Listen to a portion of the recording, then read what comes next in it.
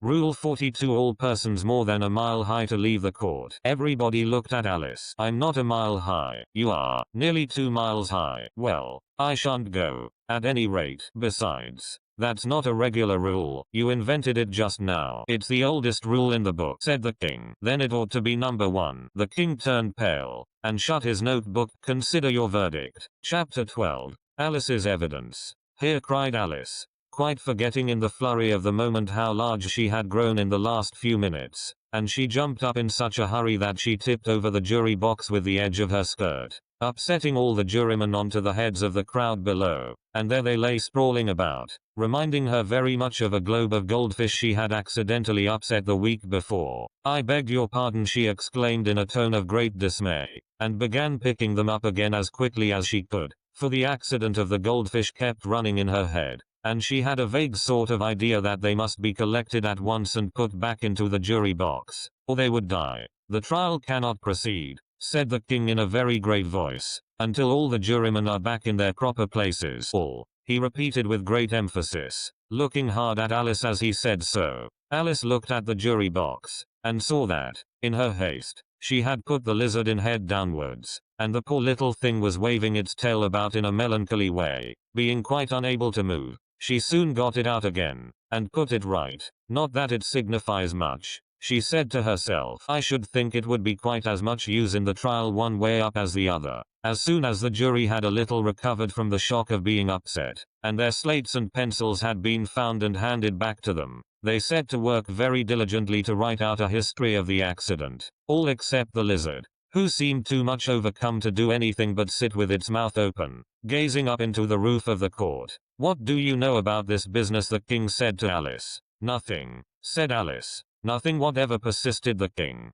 Nothing whatever, said Alice. That's very important, the king said, turning to the jury. They were just beginning to write this down on their slates, when the White Rabbit interrupted. Unimportant, your majesty means, of course, he said in a very respectful tone, but frowning and making faces at him as he spoke. Unimportant, of course, I meant, the king hastily said, and went on to himself in an undertone. Important, unimportant, unimportant, important, as if he were trying which word sounded best. Some of the jury wrote it down important, and some unimportant. Alice could see this, as she was near enough to look over their slates, but it doesn't matter a bit, she thought to herself. At this moment the king, who had been for some time busily writing in his notebook, cackled out silence and read out from his book. Rule 42. All persons more than a mile high to leave the court. Everybody looked at Alice. I'm not a mile high, said Alice. You are, said the king. Nearly 2 miles high, added the queen.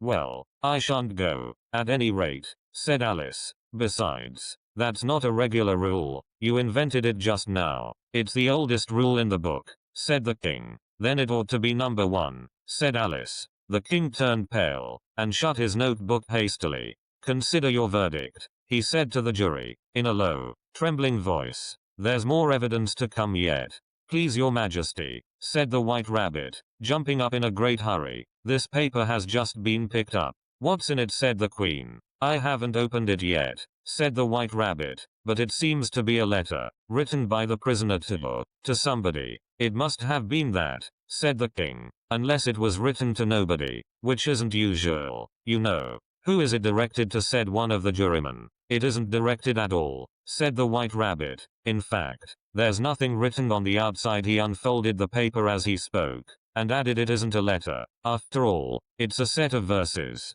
Are they in the prisoner's handwriting? Asked another of the jurymen. No, they're not, said the White Rabbit, and that's the queerest thing about it. The jury all looked puzzled. He must have imitated somebody else's hand, said the king. The jury all brightened up again.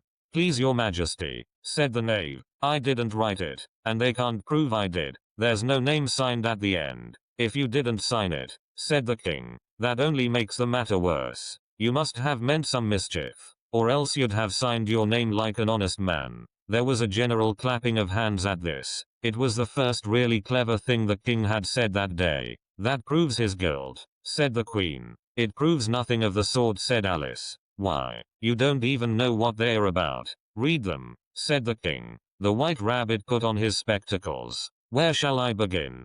Please your majesty, he asked. Begin at the beginning. The king said gravely, and go on till you come to the end, then stop. These were the verses the white rabbit read. They told me you had been to her, and mentioned me to him. She gave me a good character, but said I could not swim. He sent them word I had not gone. We know it to be true. If she should push the matter on, what would become of you? I gave her 1. They gave him 2. You gave us 3 or more. They all returned from him to you, though they were mine before. If I or she should chance to be involved in this affair, he trusts to you to set them free, exactly as we were. My notion was that you had been before she had this fit, an obstacle that came between him and ourselves, and it. Don't let him know she liked them best, for this must ever be a secret, kept from all the rest, between yourself and me. That's the most important piece of evidence we've heard yet, said the king, rubbing his hands. So now let the jury, if any one of them can explain it, said Alice. She had grown so large in the last few minutes that she wasn't a bit afraid of interrupting him.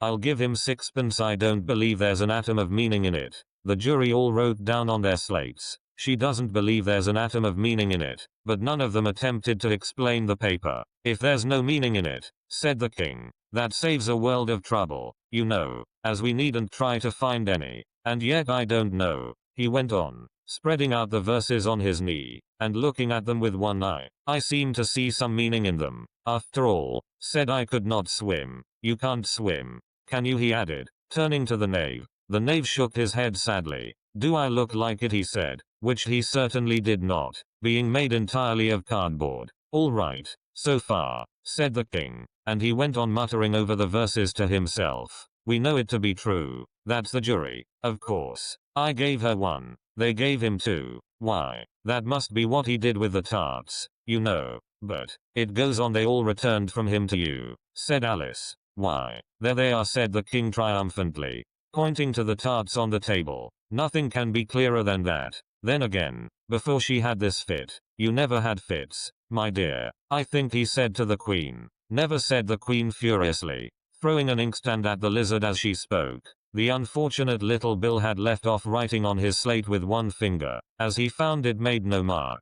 But he now hastily began again, using the ink that was trickling down his face, as long as it lasted. Then the words don't fit you, said the king, looking round the court with a smile. There was a dead silence. It's a pun, the king added in an offended tone, and everybody laughed. Let the jury consider their verdict, the king said, for about the 20th time that day. No, no, said the queen. Sentence first, verdict afterwards. Stuff and nonsense, said Alice loudly. The idea of having the sentence first. Hold your tongue, said the queen, turning purple. I won't, said Alice. Off with her head, the queen shouted at the top of her voice. Nobody moved. Who cares for you, said Alice. She had grown to her full size by this time. You're nothing but a pack of cards. At this the whole pack rose up into the air, and came flying down upon her. She gave a little scream, half of fright and half of anger, and tried to beat them off, and found herself lying on the bank, with her head in the lap of her sister, who was gently brushing away some dead leaves that had fluttered down from the trees upon her face. Wake up, Alice dear, said her sister. Why, what a long sleep you've had. I've had such a curious dream, said Alice, and she told her sister, as well as she could remember them, all these strange adventures of hers that you have just been reading about. And when she had finished, her sister kissed her, and said, it was a curious dream, dear. Certainly, but now run into your tea. It's getting late. So Alice got up and ran off, thinking while she ran, as well she might, what a wonderful dream it had been. But her sister sat still just as she left her, leaning her head on her hand, watching the setting sun, and thinking of little Alice and all her wonderful adventures, till she too began dreaming after a fashion. And this was her dream. First, she dreamed of little Alice herself, and once again the tiny hands were clasped upon her knee, and the bright eager eyes were looking up into hers. She could hear the very tones of her voice, and see that queer little toss of her head to keep back the wandering hair that would always get into her eyes. And still as she listened, or seemed to listen,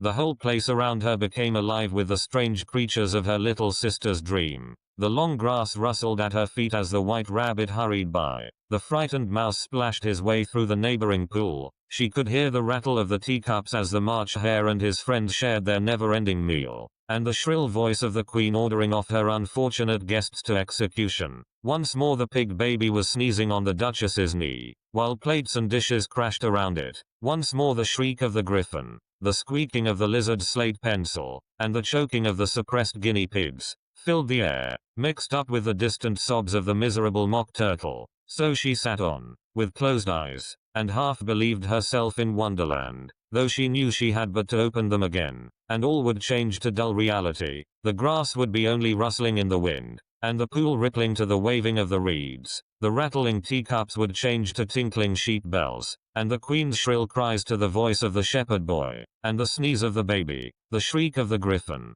and all the other queer noises, would change, she knew, to the confused clamor of the busy farmyard, while the lowing of the cattle in the distance would take the place of the mock turtle's heavy sobs. Lastly, she pictured to herself how this same little sister of hers would, in the after time, be herself a grown woman, and how she would keep, through all her riper years, the simple and loving heart of her childhood, and how she would gather about her other little children, and make their eyes bright and eager with many a strange tale, perhaps even with the dream of Wonderland of long ago, and how she would feel with all their simple sorrows, and find a pleasure in all their simple joys, remembering her own child life, and the happy summer days. The end.